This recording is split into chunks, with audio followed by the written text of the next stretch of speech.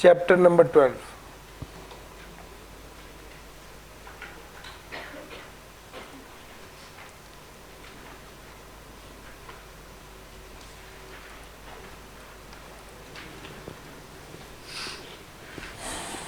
Sir जी, chapter number 12 है taxation on individual and AOP. अगर कोई बंदा फौत हो गया तो क्या उसकी इनकम पे टैक्स लगेगा? यस। वो बंदा फौत हो गया तो कोई बात नहीं, वो कबर में पैसे तो साल लेके नहीं गया, तो पैसे चूँकि वो यहाँ पे छोड़ गया है, तो जो बच्चा जो उसका वारिस है, जो उन पैसों पर नज़र रख के बैठा हुआ था, वो लायबल होगा कि वो उनका टैक्स अदा करे। सवाल ये कि अगर एक बंदा जब फौत हुआ तो उसकी टोटल जायदाद 7 लाख की थी, लेकिन उसका जो टैक्स पेबल था वो 10 लाख था, फिर क्या होगा? क्या उसका लीगल रिप्रेजेंटेटिव 3 लाख अपनी जेब से जमा कराएगा? The answer is no. Legal representative liable होगा कि वो डिसीज पर्सन का टैक्स अदा करे to the extent of his estate. अगर फौत होने वाले बंदे के खिलाफ कानूनी कार्रवाई शुरू करने लगे थे तो कोई बात नहीं, वो फौत हो गए तो उसके लीगल रिप्रेजेंटेटिव के खिलाफ शुरू करते।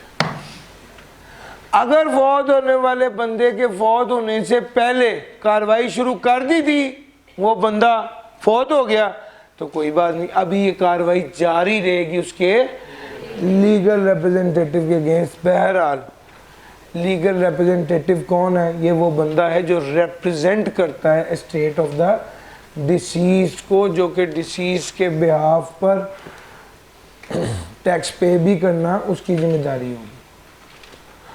ऑथर, हर वो बंदा जो कोई आर्ट रिलेटेड काम कर रहा है और उसको कोई भी चीज़ डेवलप करने में, आर्टिस्टिक चीज़ डेवलप करने में, लिटरेरी चीज़ डेवलप करने में 24 माह से ज़्यादा का टाइम लग गया है, तो वो जो चीज़ बनाकर बेचेगा उससे जो पैसे आएंगे, आपके पास ऑप्शन है, आप चाहें तो सारे के सारे को फौरी टैक्स कर दें, चाहे तो डिवाइडेड बाय 3 करके 3 सालों पर इक्वली टैक्स करें। अगर उसको टाइम कितना हो गया है? 24 मंथ से ज़्यादा हो गए। एक बंदा है, उसने किताब लिखी है 5 सालों में और उसकी वो किताब बिकी है 6 मिलियन की, तो टैक्स पेयर के पास ऑप्शन है कि इसको डिवाइडेड बाय 3 कर दे और इस साल में 2 मिलियन इनकम में शामिल करके टैक्स करें। ये पॉइंट है इंपॉर्टेंट। अब 24 माह से ज्यादा का मतलब ये नहीं है कि 2 साल या 3 साल, नो, जितने भी साल हो, 24 मंथ से अबव जो भी होगा वो उसके बारे में ये rule. Income of a minor child, income of a minor child, minor कहते हैं छोटे बच्चे को, जिसकी उम्र 18 साल से कम हो उसको माइनर कहते हैं। माइनर चाइल्ड की इनकम पे टैक्स लगेगा? The answer is yes. कैसे? माँ या बाप में से जिसकी इनकम ज़्यादा होगी उसकी इनकम में माइनर चाइल्ड की इनकम शामिल कर दी जाएगी और उस पर टैक्स लगा दिया जाएगा। हाँ, अलबत्ता अगर माइनर चाइल्ड को विरासत से कोई बिजनेस मिला है तो उस पर ये वाला रूल अप्लाई नहीं है। माइनर चाइल्ड का मतलब है जो साल ख़त्म होने तक भी 18 साल का नहीं हुआ, जो 30 जून तक भी 18 साल का नहीं हुआ, वो माइनर चाइल्ड। सर जी, अब आ गई एओपी की डिस्कशन, और उसमें सबसे पहली बात यह है कि एओपी से क्या मुराद है? एसोसिएशन ऑफ पर्सन, इसको आम जुबान में पार्टनरशिप भी कह दीजिए। एओपी को अलहदा ट्रीट करना चाहिए और एओपी को अलहदा ट्रीट करें और इसके मेंबर्स को अलहदा ट्रीट करें। इसका मतलब है कि एओपी अपना टैक्स अलहदा देगी और उसके मेंबर अपना टैक्स अलहदा देंगे। सर, एओपी रेजिडेंट कब होगी? जब उसकी कंट्रोल एंड मैनेजमेंट होली या पार्टली इन पाकिस्तान हो at any time. Sir AOP जो रेजिडेंट एओपी होती है उसकी world wide income taxable in Pakistan होती है। सर एओपी की वर्किंग और एक छोटी सी एग्जांपल है, उसके ज़रिए आपको ये बताना चाह रहा हूँ कि एओपी पे टैक्स कैसे लागू करते हैं, उसके मेंबर पे टैक्स कैसे लागू करते हैं। सर जी अगर मैं सिर्फ एओपी की बात करूँ तो मिस्टर अली एंड बादशाह प्रॉफिट शेयर कर रहे हैं रेशो 2:3 में। टैक्सेबल इनकम कितनी है जी एओपी की 1.2 मिलियन।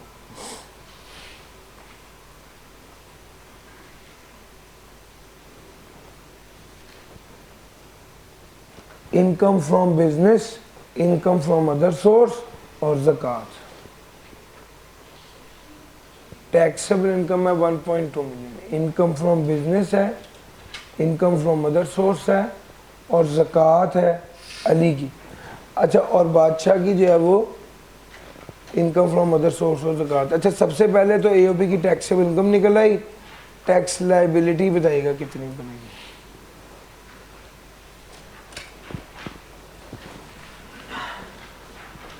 बारह लाख पे कितना बनेगा, मेरा ख्याल है 90,000। चेक कीजिएगा। टैक्सेबल इनकम पे रेट अप्लाई किया, टैक्स लायबिलिटी आ गई 90,000। अब ए को कितना शेयर मिलेगा और बी को कितना शेयर मिलेगा। ए को मिलेगा 12 लाख का 2/5 और बी को 12 लाख का 3/5। 480 और 720।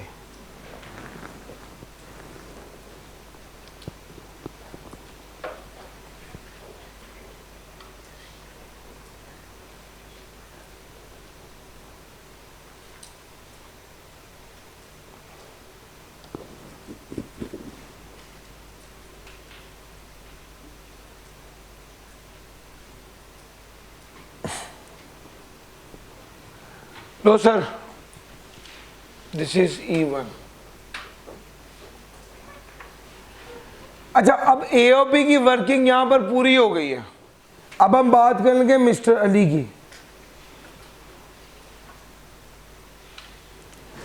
इंडिविजुअल एक ऐसा इंडिविजुअल जिसकी अपनी इनकम भी है और एओपी से हिस्सा भी आ रहा है, इस पे टैक्स कैसे लगेगा। मैं एक काम करता हूँ, मैं ना मिस्टर अली नहीं करता बल्कि मिस्टर बादशाह की वर्किंग कर लेता हूँ। मुझे बताइए मिस्टर बादशाह इनकम फ्रॉम अदर सोर्स कितनी है।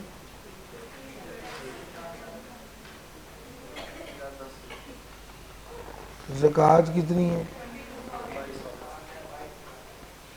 जी।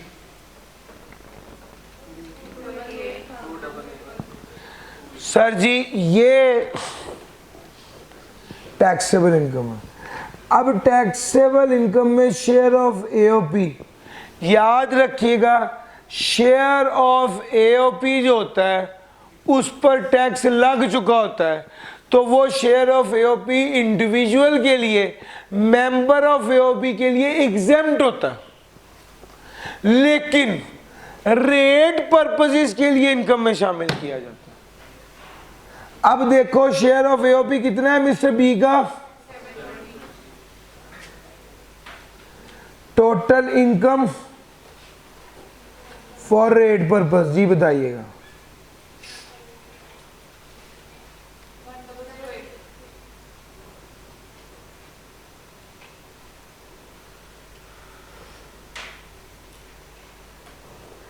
$1,008। ये total income for rate purposes है और tax liability for rate purposes है जी। सर बताइएगा। 10,08,000 रुपए की लायबिलिटी निकाली तो वो बनी 61,200 रुपए। अब एक्चुअल टैक्स लायबिलिटी है,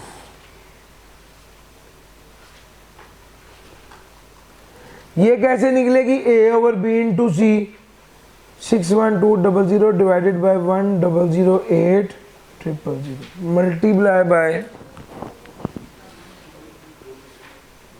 288,000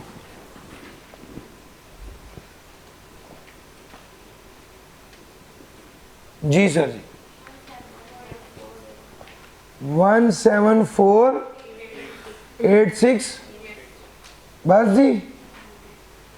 सर जी पॉइंट ये है जो मैं समझाना चाह रहा हूं, शेयर ऑफ एओपी इंडिविजुअल की इनकम में शामिल होगा रेट पर्पसेस के लिए। एक्चुअल में इस 7,20,000 रुपए पर टैक्स तो नहीं लगना, लेकिन इस 7,20,000 को टैक्सेबल इनकम में शामिल करके जो अमाउंट निकलेगी इस पर टैक्स लायबिलिटी कैलकुलेट करेंगे। यार मेरा पॉइंट समझ आ रहा है?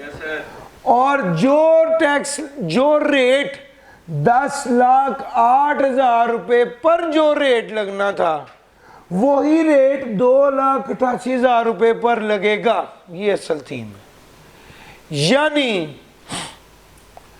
यानी एओपी की का शेयर इनकम में ऐड किया है रेट पर्पसेस के लिए। एओपी का शेयर इनकम में ऐड किया है रेट पर्पसेस के लिए।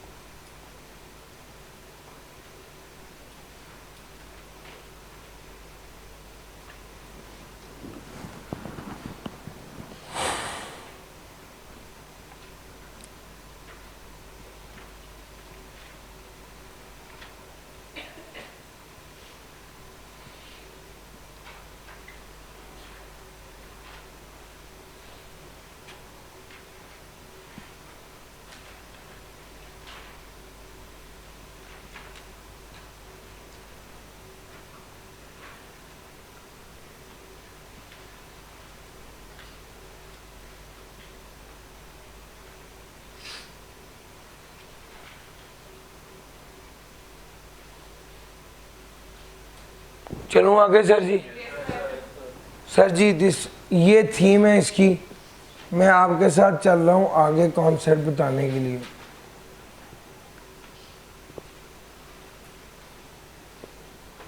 AOP is considered as a separate entity. ये वाली जो चौथी बात थी ना, इसमें क्लैरिटी लाने के लिए मैंने सारी बात की है। अगर एओपी ने टैक्स पे कर दिया है तो एओपी के मेंबर जो होगा उसको जो हिस्सा मिलेगा एओपी का वो टैक्सेबल नहीं होगा, अलबत्ता वो रेट पर्पसेस के लिए इनकम में शामिल होगा। अगली बात बड़ी कीमती है, सुनिएगा। अगर एओपी के मेंबर में एक मेंबर कंपनी है तो क्या होगा? वो कहता है लेट्स से एओपी की होल्डिंग, ए की होल्डिंग 25, बी की होल्डिंग 25, सी की होल्डिंग 50। वो कहता है इसकी अगर टोटल इनकम 100 है तो सबसे पहले कंपनी का शेयर लेस करेंगे, क्योंकि कंपनी पर कंपनी वाला रेट लगेगा और बकाया जो इनकम रह जाएगी उसको ए और बी में तकसीम किया जाएगा। कैसे? ये देखो भैया 25 divided by 50,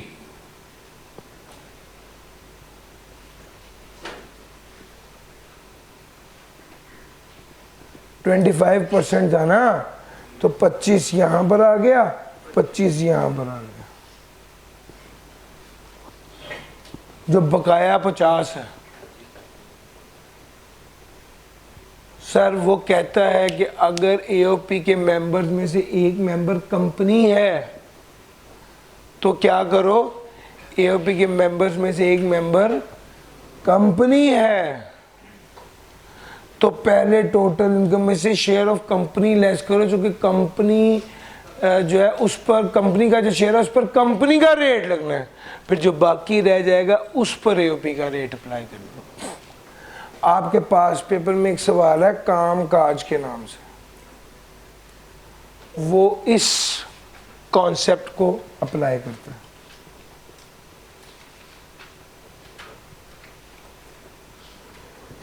AOP is entitle, अच्छा जी, एओपी अपने लॉसेस को वैसे ही एडजस्ट करेगी जैसे इंडिविजुअल करता है।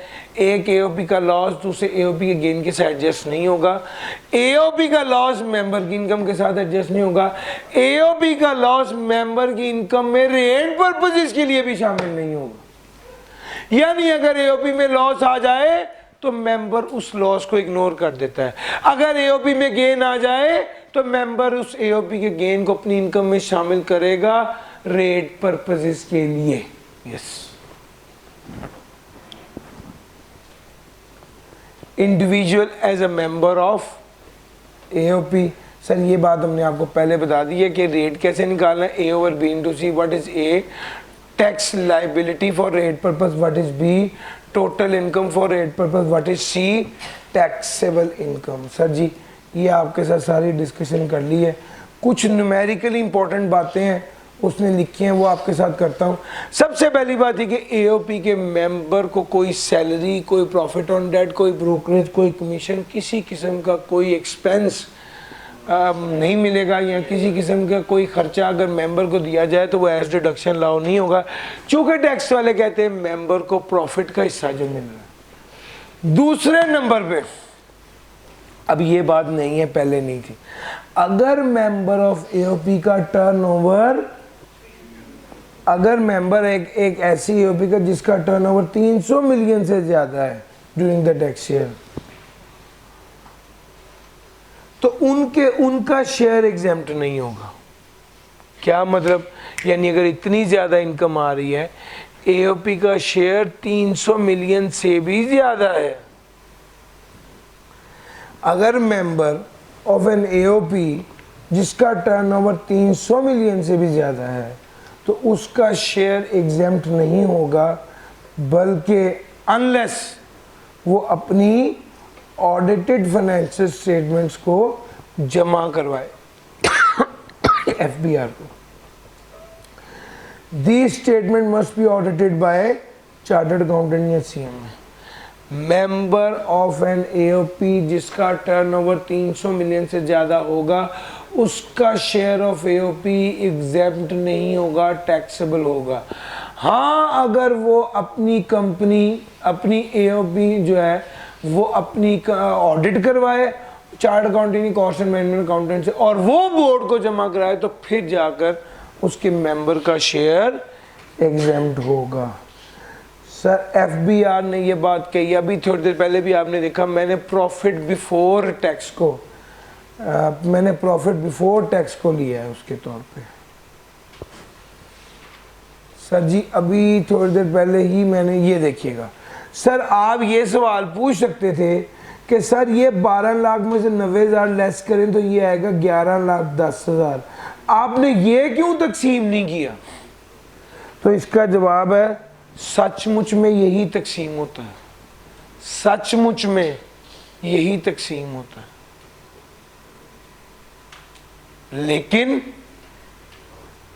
सचमुच में तो यही तकसीम होता है, लेकिन मसला ये है कि हम रेट पर्पस के लिए हमेशा ये लेंगे। और सर समझ आ रहा है? रेट पर्पस के लिए हमेशा ये लेंगे। Mr. Kathy and Diane are sharing profit in the ratio 1:2 in a shop run by them. Taxable income of AOP for the year, अच्छा सॉरी, ये यार अगर मैं E2 की बात करूं तो इसमें खास बात पता है क्या है? AOP का लॉस आ रहा है, लॉस को क्या कर देना है? इग्नोर कर देना है। अच्छा जी, अब मैं आगे चल रहा था और मैं आपको यहां पर ले आया था। यस, शेयर ऑफ लॉस को इग्नोर करना है। अगर एओपी की एफटीआर इनकम है तो वो भी रेट पर्पस ऐड नहीं होगी, अगर एओपी की एग्जेम्प्ट इनकम है तो वो भी रेट पर्पस ऐड नहीं होगी। अगर एओपी के मेंबर में से एक मेंबर कौन है? अगर एओपी के मेंबर्स में से एक बंदा माइनर है तो क्या होगा? Share of minor partner in a firm shall be added in the hands of partners with highest. Sir जी वो कहते हैं मेंबर ऑफ द फर्म जो है उसकी इनकम अपने जो माइनर है उसकी इनकम माँ या बाप में से जिसकी हायर इनकम होगी उसमें शामिल करके रेट पर्पसेस के लिए उसमें शामिल की जाएगी। और अगली बात ये आपको मैं पहले पढ़ा चुका हूं कि भाईजान वो प्रोफेशनल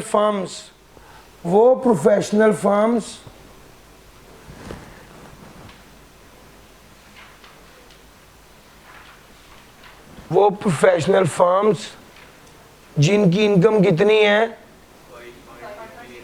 5.6 मिलियन से ज़्यादा है, वो प्रोफेशनल फर्म्स जिनकी इनकम 5.6 मिलियन से ज़्यादा है और उनके लिए लाजमी ये है कि वो क्या हो जाए, यानी उनके लिए लाजिम यह है कि वो कंपनी के तौर पे इनकॉर्पोरेट ना हो, जैसे चार्टर्ड अकाउंटेंट फर्म है या लॉ फर्म है, सीए फर्म है या लॉ फर्म है, इनके लिए लाजमी होता है कि ये कंपनी के तौर पे रजिस्टर्ड ना हो बल्कि फर्म के तौर पे काम करें। तो इन पर जो सबसे हाईएस्ट स्लैब है वो 45% नहीं होगा बल्कि 40% होगा। बल्कि मैंने ये आपको एक्चुअल में जब कर रहा था तो करके बताया भी था।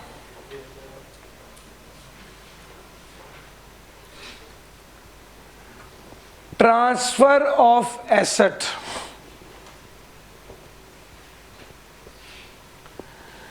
सर जी अगर प्रॉपर्टी को ट्रांसफर किया गया है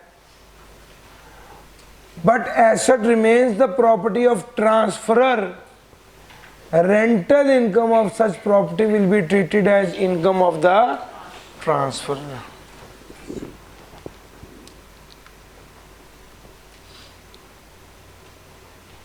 अगर प्रॉपर्टी को ट्रांसफर कर दिया गया है to another person but the asset remains the property of transferor, rental income of such property will be treated as income of the transferor. Sir ji अगर बाप ने बेटे के नाम प्रॉपर्टी कर दी है जबकि किराया अभी भी बाप ले रहा है तो समझा जाएगा वो प्रॉपर्टी ट्रांसफर नहीं हुई बल्कि बाप के नाम भी, और बाप को ही उसकी इनकम पे टैक्स देना पड़ेगा। बाप ने बेटे के नाम प्रॉपर्टी कर दी, बेटे ने रजिस्ट्री अपने नाम करवा ली, अब ये ट्रांसफर हो गया है इररिवोकेबल। अगर इररिवोकेबल ट्रांसफर और किराया भी बच्चा ले रहा है तो प्रॉपर्टी ट्रांसफर हो गई और बच्चे की इनकम में शामिल हो गया, टैक्स होगा। अगर शौहर ने बीवी के नाम प्रॉपर्टी कर दी है तो इसका मतलब है असल में शौहर के नाम ही प्रॉपर्टी है और शौहर की इनकम में ही किराया शामिल होकर टैक्स होगा। लेकिन अगर शौहर ने बीवी के नाम प्रॉपर्टी किया और शौहर ने बाकायदा पूरे पैसे लिए हैं तो इस केस में वो प्रॉपर्टी बीवी की तस्वुर की जाएगी, शौहर की नहीं की जाएगी। मियाँ बीवी की आपस में तलाक हो गई, शौहर ने बीवी को प्लॉट दे दिया, अब वो उस दुकान से या प्लॉट से जो इनकम होगी वो बीवी की इनकम होगी। शौहर ने बीवी के नाम, बीवी ने शौहर को पैसे दिए लेकिन शौहर से ही लेके दिए,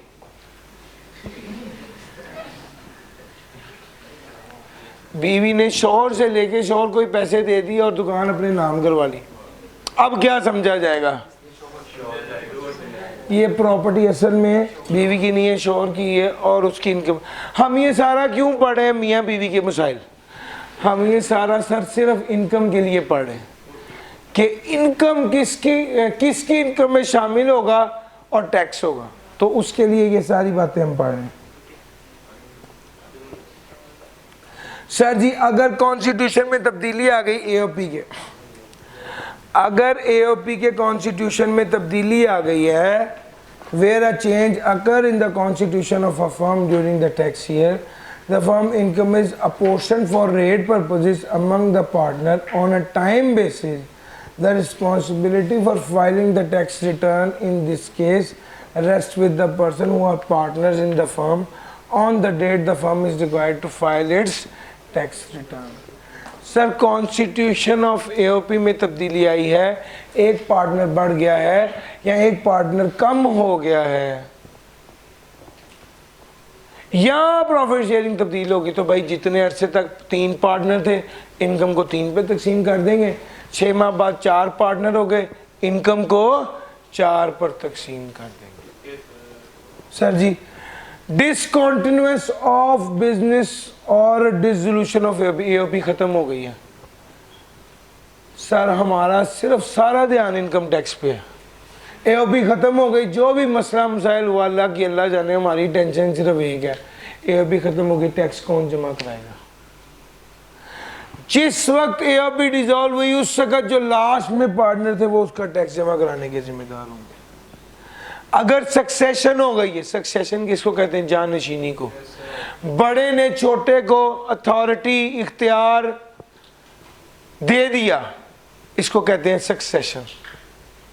सक्सेसर कौन है, जो बाद में आ रहा है। प्रीडिसेसर कौन है, जो जा रहा है। प्रीडिसेसर ने सक्सेसर को authority they the in the event of succession.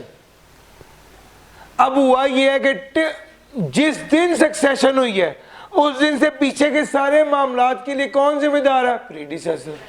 Succession के बाद के सारे मामलात के लिए कौन जिम्मेदार है, सक्सेसर। अच्छा, अब हुआ ऐसा कि जी प्रीडिसेसर जो है वो सक्सेशन के बाद खुद भाग गया, अब टैक्स वालों को मिल ही नहीं रहा, तो टैक्स वाले क्या करेंगे, सक्सेसर को पकड़ेंगे, उससे टैक्स ले लेंगे और उसको कहेंगे तुम ये वाला पैसा प्रीडिसेसर से रिकवर कर लेना, पिछले बंदे से तुम रिकवर कर लेना। सर ये 3.4 थी। लो सर, इसमें 2-3 बातें न्यूमेरिकली बड़ी इंपॉर्टेंट है जो आपके साथ डिस्कस करने जा रहा हूं। सबसे पहली बात जो इंपॉर्टेंट है वो ये कि भाईजान अगर डोनेशन हो तो क्या करेंगे, टैक्स क्रेडिट आ जाएगा ना। सर जी टैक्स क्रेडिट जब आ जाएगा डोनेशन, तो डोनेशन के फॉर्मूले में तो आता है A/B × C। अब A क्या लेंगे और B क्या लेंगे, ये सवाल है। तो इसका जवाब है जो एक्चुअल टैक्स लायबिलिटी है वो A लेंगे और जो एक्चुअल टैक्सेबल इनकम है, यार मेरा पॉइंट समझ आ रहा है, एक्चुअल टैक्स लायबिलिटी को A लेंगे और टैक्सेबल इनकम को B लेंगे।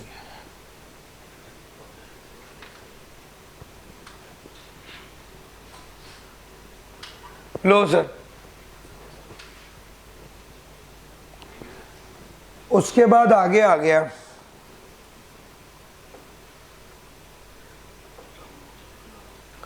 अगर एक से ज्यादा एओपी हो, यानी आप 2 एओपीज में पार्टनर हैं और दोनों में प्रॉफिट आया है, तो दोनों को ऐड करेंगे शेयर ऑफ एओपी के केस में। एक में प्रॉफिट और एक में लॉस आया है तो दोनों को एडजस्ट करेंगे, नो।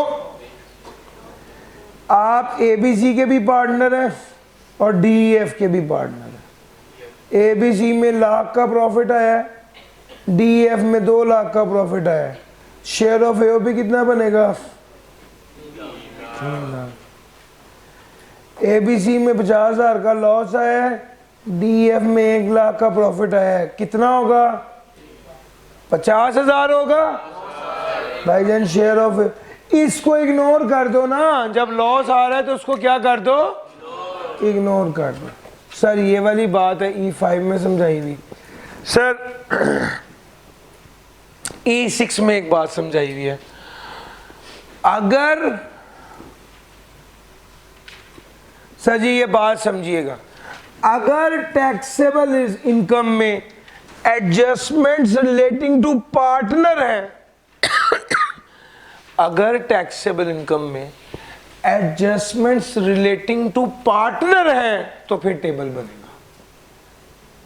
अगर टैक्सेबल इनकम में एडजस्टमेंट रिलेटिंग टू पार्टनर हैं तो टेबल बनेगा। मिसाल के तौर पे आपकी टैक्सेबल इनकम आई है 2850,000 और इसमें सैलरी दी हुई थी और प्रॉफिट ऑन डेट दिया हुआ था एसएन को, फॉर एग्जांपल ए को। अब इस टैक्सेबल इनकम में पार्टनर से रिलेटेड एडजस्टमेंट है। आपको बताया गया कि जी पार्टनर को जो सैलरी प्रॉफिट ऑन डेट दिया है वो माइनस करने की इजाजत, उसको ऐड बैक कर दी। उसको ऐड बैक करके जब टैक्सेबल इनकम निकालेंगे ना तो फिर उसको simple profit sharing ratio profit sharing ratio से मल्टीप्लाई नहीं करना होता, बल्कि क्या बनाना होता है, टेबल बनाना होता है, टेबल बनाना होता है। अगर टैक्सेबल इनकम में एडजस्टमेंट रिलेटिंग टू पार्टनर तो टेबल बनाएंगे। टेबल कैसे बनाएंगे, एक तरफ क्या लिख दें, एक तरफ सबके नाम लिख दें पार्टनर्स के, दूसरी तरफ एडजस्टमेंट्स लिख दें। पार्टनर्स के नाम आ गए और उसके बाद यहां क्या आ गया, बैलेंसिंग फिगर आ गया।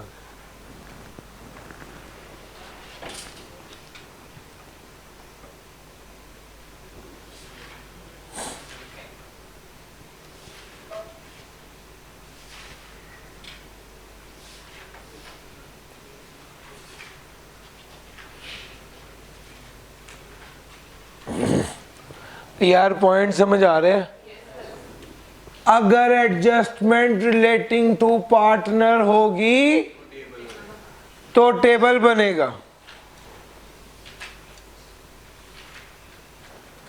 अगर एडजस्टमेंट रिलेटिंग टू पार्टनर होगी तो टेबल बनेगा।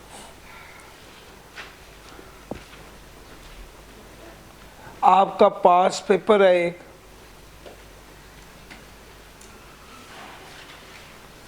क्वेश्चन नंबर 6 स्प्रिंग 2020 का, उसमें ये कॉन्सेप्ट अप्लाई किया गया है। अगर एडजस्टमेंट रिलेटिंग टू पार्टनर होगी तो टेबल बनेगा। फरहान, कामरान और रेहान वाला। अच्छा जी,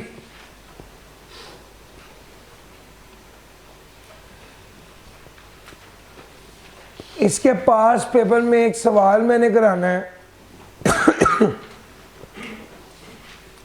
क्वेश्चन 6 तो बता दिया,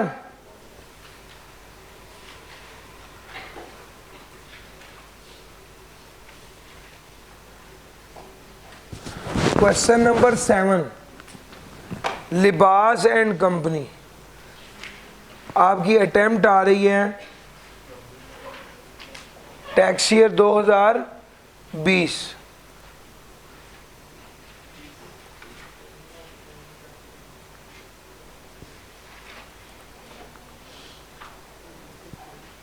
एक मिनट पॉज कीजिएगा भाई।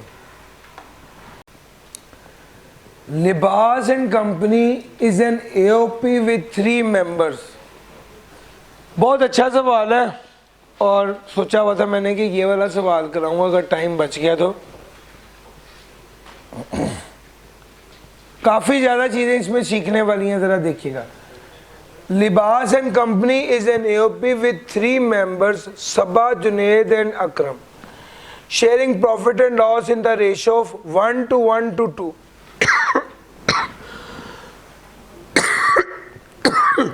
ड्यूरिंग द ईयर एओपी ने अर्न किया है 8.5 million from its principal business, that is trading of garments. In addition, AOP is also involved in purchase and sale of following security listed on the Pakistan Stock Exchange. उसने security की तफसील लिख दिया। Note A ये है, sale proceed from disposal of these shares were credited to AOP's bank account on 2 July 2020। Due to shortage of fund for making this purchase, AOP borrowed ₹5 million in cash from Imran. यार ये तो cash में अगर loan ले लिया है तो क्या हो जाएगा सर? कैश में अगर आपने लोन ले लिया है तो वो तो इनकम फ्रॉम अदर सोर्स के ऐड में टैक्स हो जाएगा। During the year she earn, अच्छा ये सबा के बारे में इंफॉर्मेशन है, उसने 15 लाख फ्रीलांस फोटोग्राफर के तौर पे कमाया है और 1 अप्रैल को सबा ने रिसीव किया 1.1 million from Zafar in the full settlement of a loan. The loan was provided on 1 April 2019 at 10% per annum interest through proper banking channel. जी पॉज कर दें। अच्छा जनाब, सबा के बारे में इंफॉर्मेशन थी, उसने 1.5 मिलियन अर्न किया था फ्रीलांस फोटोग्राफर के तौर पे और 1.1 मिलियन। सर ये वाला पॉइंट इंपॉर्टेंट था, थोड़ा सा सीरियस होकर समझ लीजिएगा वरना ये बात समझ नहीं आएगी। 11 लाख रुपए उसने वसूल किए हैं in full settlement of loan. Full settlement का मतलब होता है कि सारा कुछ उसने अदा कर दिया। The loan was provided on 1 April 2019, यानी 1 साल पहले लोन दिया गया था 10% पर एनम पर थ्रू प्रॉपर बैंकिंग चैनल। वो कहते हैं टैक्सेबल इनकम और टैक्स लायबिलिटी कैलकुलेट करो।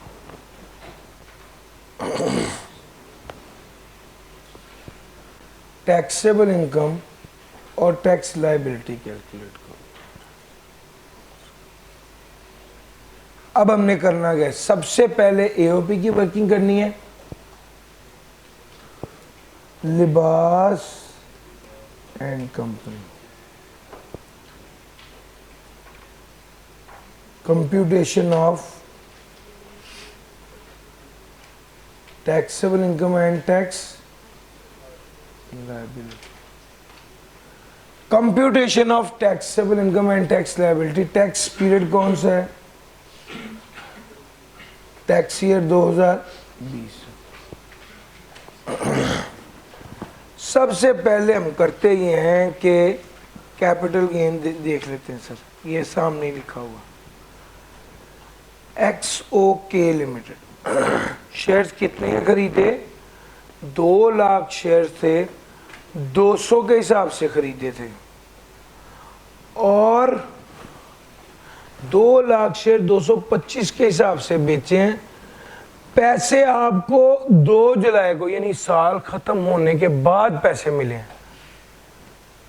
कैपिटल गेन एक्रूअल बेस पे टैक्स होता है या रिसीट बेस पर, यानी जब जिस साल बेचे उस साल इनकम रिकॉर्ड कर लेंगे, ना कि जब पैसे वसूल हुए। पॉइंट समझ रहे हैं? तो सबसे पहले आपने क्या करना था, 225 minus 200 multiply by 2 lakh ji.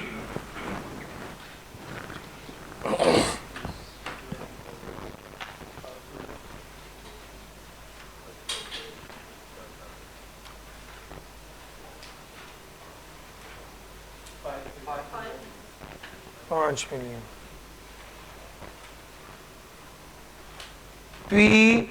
PBB। पहले ये तो कर लो यार, इस कीड़े का कोई हल नहीं है सर। अच्छा जरा देखिएगा सर जी, आपने सेल प्रोसीड क्या है,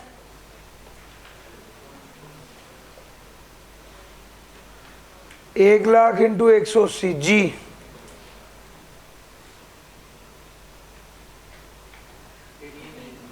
$18 मिलियन।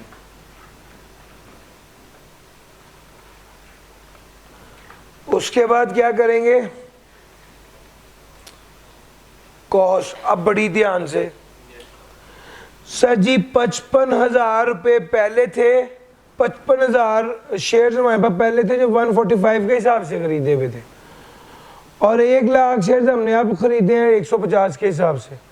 सर जी इसका रूल होता है फर्स्ट इन फर्स्ट आउट, यानी 55,000 मल्टीप्लाई बाय 145 और 45,000 मल्टीप्लाई बाय 150 जी।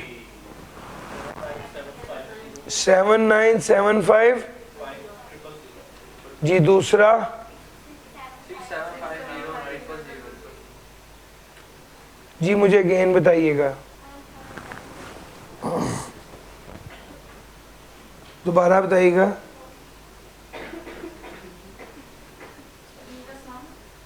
नहीं सर, 18 मिलियन में से ये लेस कर देंगे ना, 79750006750000 जी।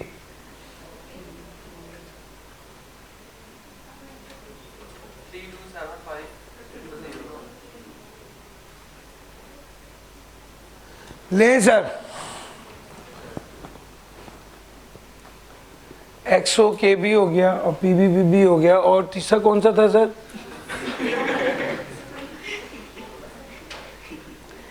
जी सर, डबल आई जो है वो 15 फरवरी 2020 को खरीदा था 115 to 86 का, और बेचा कितने का है? सेल प्रोसीड जो है वो 150 into 78 है जी।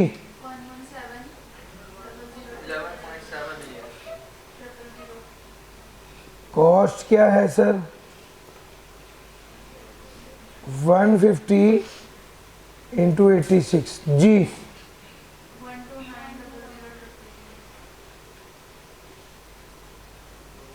डन सर जी, बताइएगा। ये तो उल्टा 1.2 मिलियन का क्या आ गया है? yes,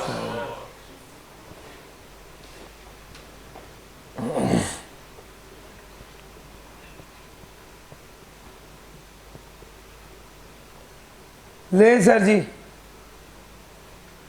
5 मिलियन एक है, 3275,000 एक है, 1.2 मिलियन लेस कर देंगे तो क्या आ गया सर?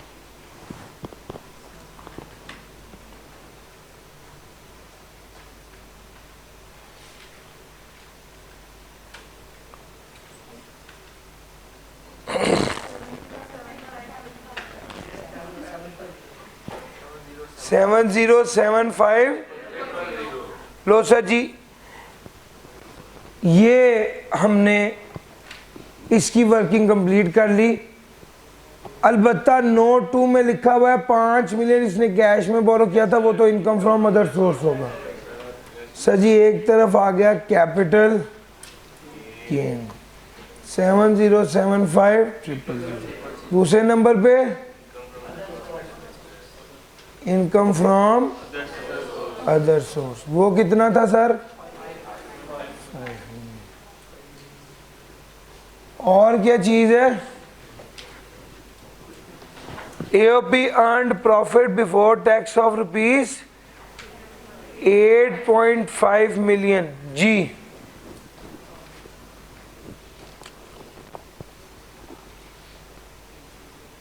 $8.5 मिलियन जी।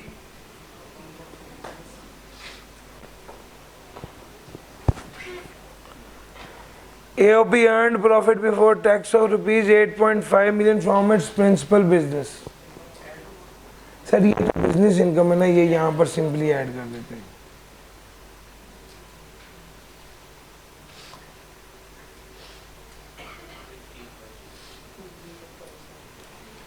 जी सर जी,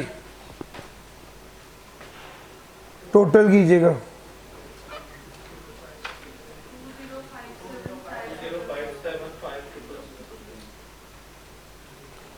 सर जी ये टोटल इनकम है। अब जो के कैपिटल गेन है ये सिक्योरिटीज को बेचने पर किया है, तो इसका क्या करेंगे?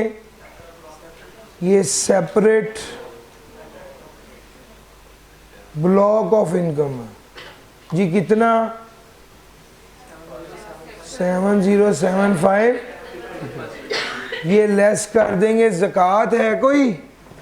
सर ज़कात कोई नहीं है, तो फिर ये क्या आ जाएगा? 13500। अच्छा जी, अब ये टैक्सेबल इनकम आ गई, तो ये टैक्स लायबिलिटी कैलकुलेट कर लीजिए। जी सर।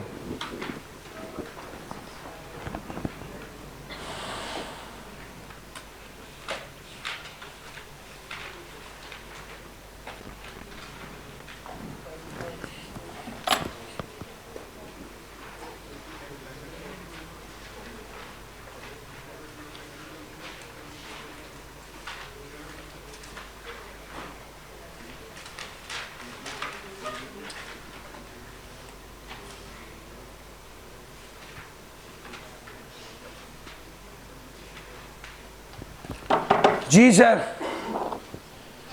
टैक्सेबल इनकम पे रेट अप्लाई करेंगे तो लायबिलिटी आएगी। बताइएगा सर क्या आ रही है?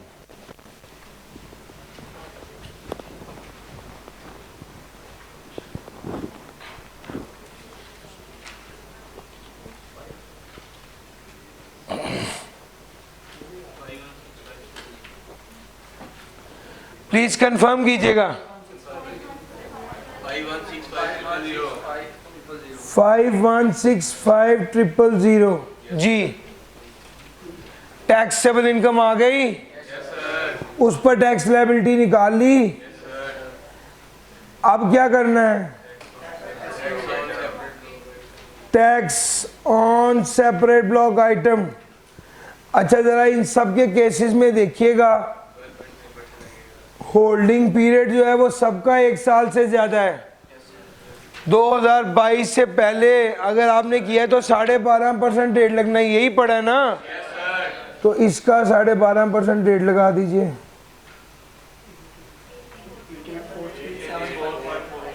884375 884375। सर जी अब चूंकि 10 मिलियन से ऊपर की इनकम है तो इस पर हाई अर्नर सरचार्ज भी लग जाएगा, जो कितना होगा 516500। अब देखिए कोई टैक्स क्रेडिट, कोई टैक्स डिडक्शन तो नहीं है। लो सर, आपका टैक्स पेबल आ जाएगा। जी सर।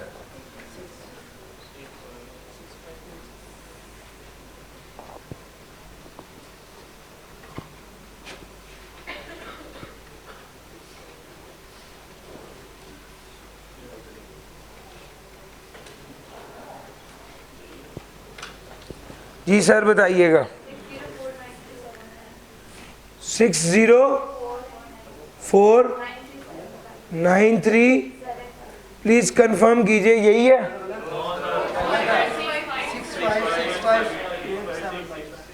टोटल करने में गलती है।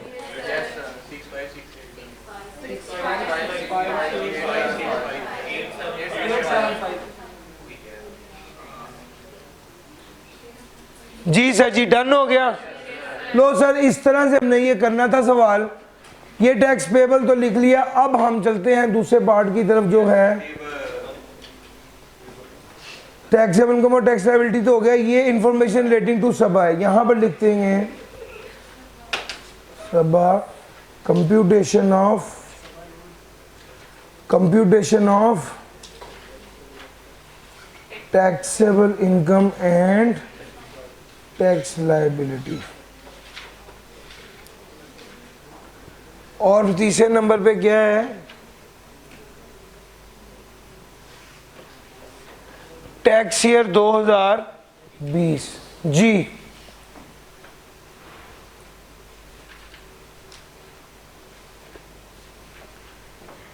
अच्छा जी, सबसे पहले आपको वो खुद बता रहा है कि भाई अर्न किया है इनकम फ्रॉम अदर सोर्स में कितना आ जाएगा 1.5 मिलियन एक है, प्लस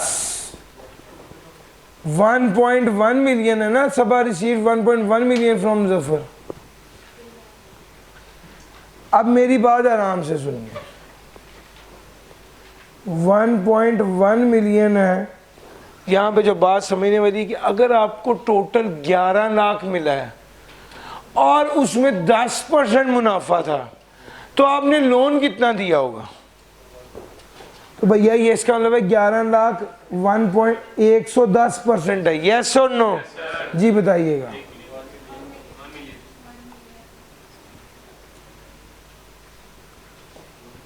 जी सर जी, 1 मिलियन का लोन था तो इसका मतलब है 1 लाख रुपया मुनाफा है। हमने आपको कल एक बात बताई थी, अगर प्रॉफिट ऑन डेट में कि भाईजान अगर एग्रीमेंट के तहत मिला और टैक्स कटे बगैर मिले तो ये प्रॉफिट ऑन डेट एनटीआर होता है और इनकम फ्रॉम अदर सोर्स में जाता है। भाईजान ये अदर सोर्स में चला जाएगा। ये कितना हो गया 16 लाख। ये 16 लाख आ गया। उसके बाद क्या करेंगे? बस बात खत्म हो गई इसकी। यही टैक्सेबल इनकम कितनी है 16 लाख। शेयर ऑफ एओपी कितना है? याद रखिएगा शेयर ऑफ एओपी जब भी निकालना है हमने एनटीआर इनकम का निकालना है। तो भैया एनटीआर इनकम टैक्सेबल इनकम पकड़नी है हमेशा, इसको प्रॉफिट शेयरिंग रेशियो से मल्टीप्लाई करेंगे। प्रॉफिट शेयरिंग रेशियो क्या है? 1/4 है जी।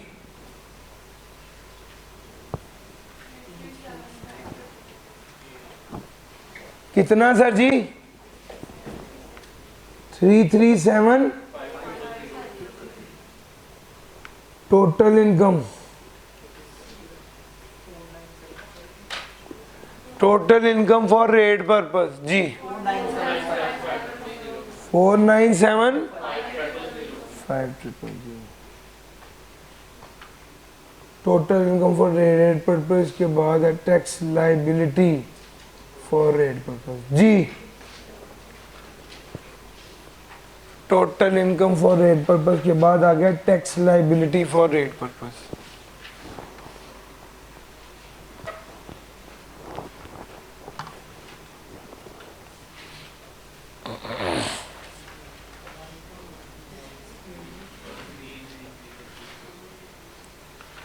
जी सर जी बताइएगा भाई, निकाल लेते, इतनी मुश्किल तो नहीं है।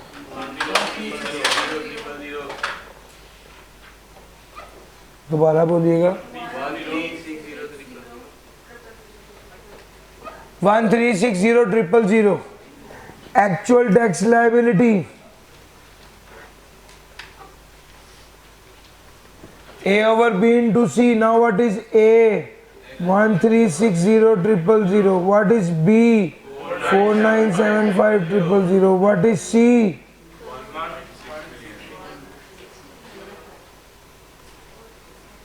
ये फिगर गलत है। 1360 जी सर जी वैल्यू बताइएगा। 4373 बस जी। लो सर, इस तरह से सवाल करना था।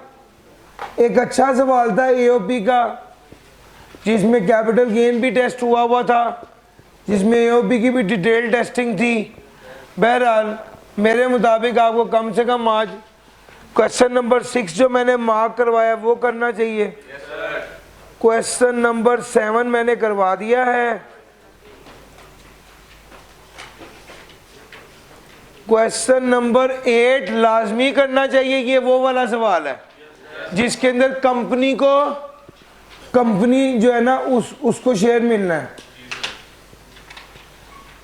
ये 3 सवाल तो कम से कम आपको जरूर करने चाहिए प्रैक्टिस के तौर पे। और ई वाले प्रैक्टिकल एग्जाम्पल्स तो सारी ही करनी पड़ेंगी आपको। फिर वही बात है कि आपको 6-7 घंटे इसीलिए ही गए थे भाई कि अगर आपने प्रैक्टिस के सारे सवाल करने सारे साथ याद भी करना है तो टाइम लगेगा। लो सर, आज के लिए इतना ही था। इंशाल्लाह कल हम इससे आगे चलेंगे। कल न्यूमेरिकल्स करने इंशाल्लाह। ले, थैंक यू जी।